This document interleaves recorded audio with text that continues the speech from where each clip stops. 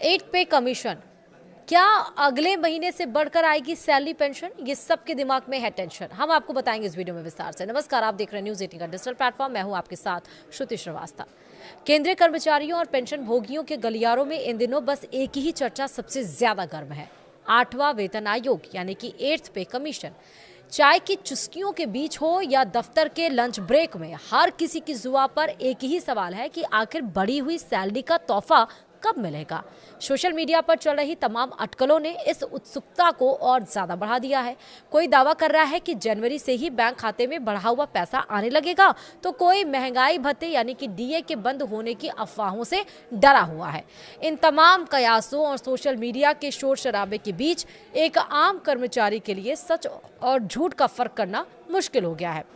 आपकी इसी उलझन को सुलझाने और 8वें वेतन आयोग से जुड़े हर छोटे बड़े अपडेट को विस्तार से समझाने के लिए हम यहाँ स्थिति पूरी तरह से साफ कर रहे हैं। जी हाँ, रिपोर्ट्स और जानकारों के मुताबिक अगर सरकार 8वें वेतन आयोग की सिफारिशों को मान लेती है तो तकनीकी रूप से नई सैलरी स्ट्रक्चर 1 जनवरी 2026 से लागू हो सकती है। लेकिन यहाँ एक पेंच है जिसे समझना जरूरी है। लागू होने का मतलब यह नहीं है कि उसी तारीख को पैसा आपके खाते में आ जाएगा। वेतन आयोग को अपनी विस्तृत रिपोर्ट तैयार करने, विसंगतियों को दूर करने और फाइनल ड्राफ्ट सौंपने में लगभग 18 महीने का वक्त लगता है। इस रिपोर्ट के आने के बाद सरकार उसे कैबिनेट से मंजूरी देती है। इसका सीधा मतलब है कि कर्मचारियों को थोड़ा धैर्य रखना होगा। जनवरी 2026 से बढ़ी हुई सैलरी का नियम तो लागू हो जाएगा, लेकिन नगद भुगतान प्रक्रिया पूरी होने और रिपोर्ट स्वीकार होने के बाद ही शुरू होगा। हालांकि अच्छी बात यह है कि इस देरी के बदले में आपको एरियर के रूप में एक मुश्त मोटी रकम मिलेगी। सोशल मीडिया पर एक डर फैलाया जा रहा है कि नया वेतन आयोग आते ही महंगाई भत्ता और मकान किराया भत्ता बंद हो जाएगा या फिर डीए को बेसिक सैलरी में मर्ज कर दिया जाएगा। सरकार ने इन चर्चाओं पर पूर्ण विराम लगा दिया है। सरकारी रुख से यह स्पष्ट है कि भत्तों को बंद करने का कोई प्रस्ताव नहीं है और न ही ऐसी कोई योजना है।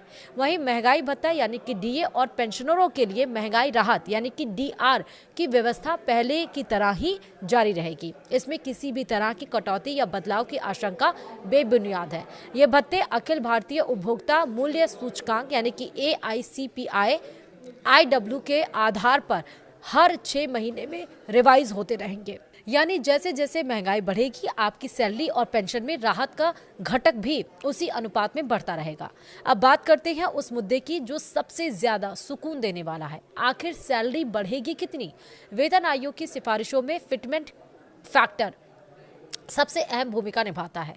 7वें वेतन आयोग के दौरान यह फैक्टर 2.57 रखा गया था, जिसके आधार पर बेसिक सैलरी तय हुई थी। यानी कि 2,57,000 रखा गया था, जिसके आधार पर बेसिक सैलरी तय हुई थी। अब जो खबरें आ रही हैं उनके मुताबिक 8वें वेतन आयोग में फिटमेंट फैक्टर को बढ़ाकर 2,86,000 या उससे ज्यादा किया जा सकता है। अगर यह अनुमान सही साबित होता है तो कर्मचारियों की बेसिक सैलरी में जबरदस्त उछाल देखने को मिलेगा। पुराने ट्रेंड्स और मौजूदा आर्थिक हालातों को देखते हुए यह माना जा रहा है कि देश के लगभग 50 लाख केंद्रीय कर्मचारियों और 65 लाख पेंशनरों की आय में 30% से 34% तक की बढ़ोतरी हो सकती है।